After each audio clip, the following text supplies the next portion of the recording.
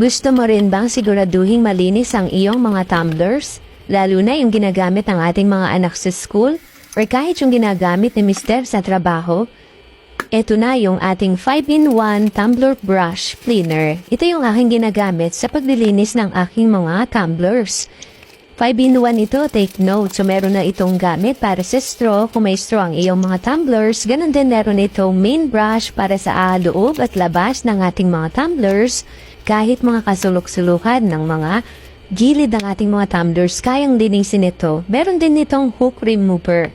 So matatanggal natin yung mga silicone sa mga cup ng ating mga tumblers at malilinis nating mabuti kahit yung mga inner wall. So hindi tayo mag-aalala na baka marumi na yung tubig na iniinom natin kasi sigurado tayong malinis yung ating tumblers using this brush.